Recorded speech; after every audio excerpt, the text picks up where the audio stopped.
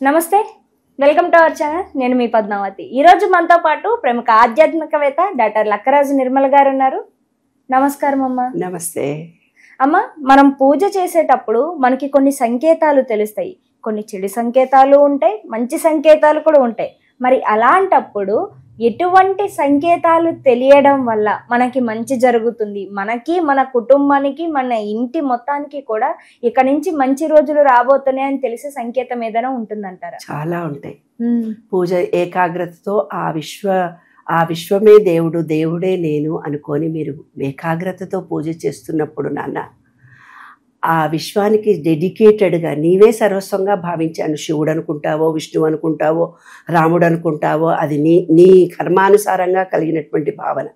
ఆ దేవుడికి డెడికేటెడ్గా పువ్వులతో పూజ చేసిన తర్వాత కొబ్బరికాయ కొట్టడానికి పోతావు కదా నాన్న. కొబ్బరికాయ కొట్టగానే పువ్వు వచ్చిందనుకో, ఆ దేవుడు ఆశీస్సులు లభించినట్టు. ఎప్పుడైనా కొబ్బరికాయ కొట్టావనుకో, కుళ్ళిపోయిందనుకో, నీ పాపం తొలగిపోయిందని అర్థం.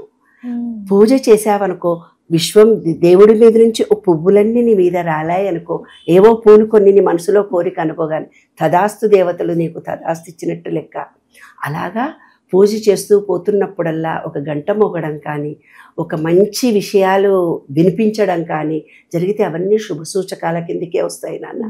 పూజ నీవు ఎప్పుడైతే సర్వస్వము అతనే అనుకొని చేస్తున్నావో, నీవు తప్పు నాకు శరణాగతిగా నీ పాదాలనే నమ్ముకున్నాను అని చేసినప్పుడు ఆయన ఇచ్చే ఆశీర్వచనం చాలా గొప్పగా ఉంటుంది.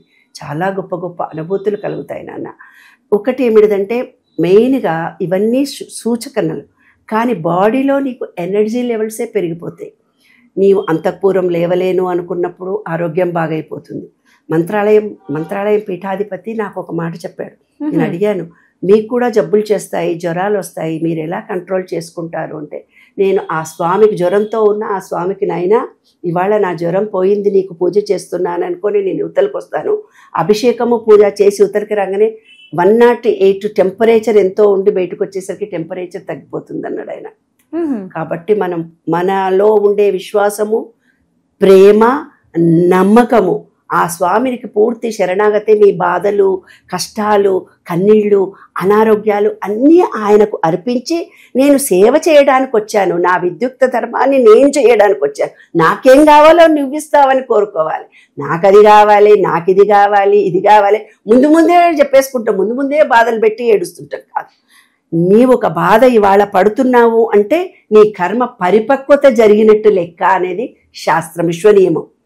ఇవాళ నీవు అత్తతో బాధపడ్డావు, ఫైనాన్షియల్గా ఇబ్బంది పడ్డావు, ఆరోగ్యరీత్యా ఇబ్బంది పడ్డావు, ఓ పార్ట్నర్తో మోసపోయావు, ఎవరితో ఇబ్బంది పడుతున్నావంటే నీకు పరిపక్వత అయిపోయింది, నీకు మంచి రోజులు వస్తున్నాయని నీవు యాక్సెప్ట్ చేయడం, పరిస్థితిని యాక్సెప్ట్ చేస్తూ ఈ విశ్వానికో దేవుడికో సర్వసమర్పణ చేసి, భగవద్గీతలో చెప్తాడు, కష్టంలో ఉన్నవాళ్ళు, కన్నీళ్ళు ఉన్నవాళ్ళు నాకు దగ్గరగా చేరువవుతారు అని. ఎగ్జాక్ట్లీ మన కష్టం ఆయనకు చెప్పేసుకొని కన్నీళ్లు కార్చుకొని, నా ఆరోగ్యం బాగైంది స్వామి వాళ్ళటి నుంచి అని అన్నారు. ఇంక నాకు ఇట్లనే ఉంది అట్లనే ఉందంటే ఆయన నెగిటివ్నే ఇస్తాడు, ఎందుకంటే ఇది నీకు బాగుంది అనుకుంటాడు ఆయన.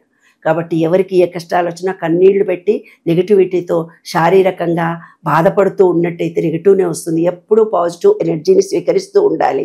ఆ దైవాంశ సంభూతుడైనటువంటి ఆ భగవంతుడిని, ఈ అనంత విశ్వాన్ని, పంచభూతాలను, సర్వేశ్వరులు నీవే ఉన్నావని డెడికేటెడ్గా ఈ విశ్వంలోకి వెళ్ళిపోయి మీ కోరిక చెప్పుకోండి, ఈ దేవుడి దగ్గరికి మీ కోరికలు చెప్పుకోండి, మీ బాధలన్నీ అయిపోయినాయన్న ఫీలింగ్తో మీరు బయటికి రండి. ఏ పూజ అయిన క్షణం నుంచి మీరు పాజిటివ్ ఎనర్జీతో ఉండండి. నలుగురికి 4 మంచి మాటలు చెప్పడం నేర్చుకోండి. మీ విద్యుక్త ధర్మాన్ని మీరు కరెక్ట్గా చేయండి. మీరు తప్పులు లేకుండా మాట్లాడండి. మీరు నిజాయితీతో ప్రవర్తించండి. మీకేది కావాలంటే అది విశ్వం ఇచ్చేస్తుంది. విశ్వనియమం అంతే. మేము అయితే ఇప్పుడు మనం పూజ చేసేటప్పుడు కొంతమంది మేము ఎక్కువ పూజలు చేస్తూ ఉంటాం, అయినా మాకే కష్టాలు అంటే నేను పూలు వేసినా లేదా, అగరబత్తులు వెలిగించినా లేదా, పూజారికి వేల డబ్బులు ఇచ్చినా లేదా, చుట్టూ అలంకరణ వేసానా లేదా, నేను ఆర్భాటంగా నేను చీరలు పెట్టానా లేదా, నేను ఇంతమందికి భోజనాలు పెట్టా అంటే నీలో అహంకారాన్ని ప్రదర్శించుకుంటున్నావు. ఈ విశ్వం ఏమడుగుతుంది, నీవు మనసుతో రోజు తినే అన్నంలో పిడికెడు పక్షులకేస్తే అవి సంతోషించి, ఆహా వీడు అన్నం తినే దాంట్లో పిడికెడు తక్కువ తిని పక్షులకేసాడు. కరెక్ట్గా అన్నం వండుకున్నా కూడా ఒక పిడికెడు తక్కువ తింటాం ఆ రోజు, పక్షులకు అన్నం మిగలకపోతే అది వేయడము. నీ ఒకళ్ళకు ఉపకారం చేయడము, నీ భార్యగా నీ బాధ్యతలు ఎలా నిర్వర్తిస్తున్నావు, భర్తగా నీ బాధ్యత ఎలా పిల్లాడిగా చదువులు సరిగ్గా చదువుతున్నావా లేదా, తన విద్యుక్త ధర్మాన్ని తాను నిర్వర్తించి ఈ సేవ పూజ నేను చేస్తున్నాను, ఈ 10 మంది పువ్వులు కొనడం ద్వారా 10 మందికి హెల్ప్ జరిగింది, ఈ డెకరేషన్ ద్వారా ఇంకొంతమందికి అభివృద్ధి, నేను చేసిన పుణ్యంలో 10 మందికి భోజనం పెట్టి పుణ్యాన్ని ఇస్తున్నాను, నేను చేసిన పదార్థాన్ని నీకిచ్చి నేను వాళ్ళకి ఇస్తున్నాను అనుకో. మనసుతో చేసే పని ఎలా ఉండాలంటే, నా చెప్పులు పోతాయోలేమో గుడికి వెళ్ళి దండం పెట్టుకున్నాడు, చెప్పుల మీద అమ్మ మనసు అంటే మన మనసు ఎలాగుంటుంది నాన్న, నీళ్లల్లో గనక చక్కెర వేస్తే ఆ చక్కెర అయిపోతుంది, తర్వాత ఉప్పు వేస్తే ఉప్పు అయిపోతుంది.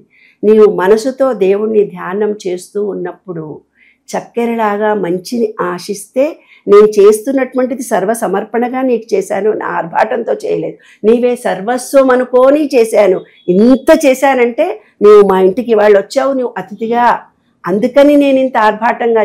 మనసును ఏకాగ్రత పరిచి ఈ అనంత విశ్వ చైతన్యంతో పాజిటివ్ ఎనర్జీతో ఉంటేనే పాజిటివ్ వస్తుంది.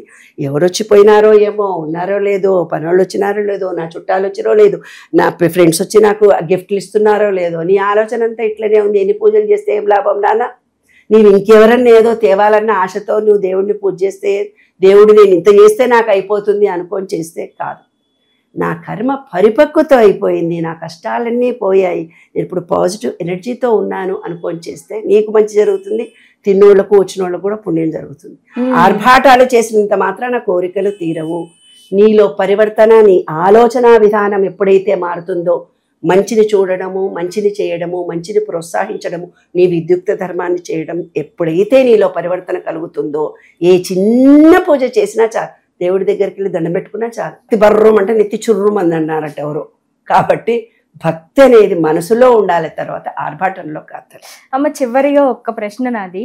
మీరు అన్నారు ఆర్భాటాలకి వెళ్ళి పూజ అనేది వద్దు, పూజ అనేది మనస్ఫూర్తిగా చేయండి అని అనేసి. అయితే నాకు ఇక్కడ ఒక డౌట్ ఉందమ్మా, అసలు పూజ అంటే ఏంటి, అసలు ఎలా పూజించాలి దేవుణ్ణి? అది చాలా పెద్ద ఎపిసోడ్ నాన్న, ఒక 20 నిమిషాలు పడుతుంది. అది పూజా విధానం చెప్పాలంటే ఒక సపరేట్ ఎపిసోడ్. ఇది సింపుల్ గా మన వాళ్ళ కోసం చిన్నగా, ఇది భక్తితో, ఇది అది 20 నిమిషాలు, అది చెప్తాను సపరేట్. చాలా చక్కగా వివరించారు మ్యామ్. పూజ అనే విషయానికి వస్తే దేవుణ్ణి మనం ఎంత భక్తి శ్రద్ధలతో పూజించాలనేది చాలా చక్కగా వివరించారు. ధన్యవాదాలు. ధన్యవాదాలు.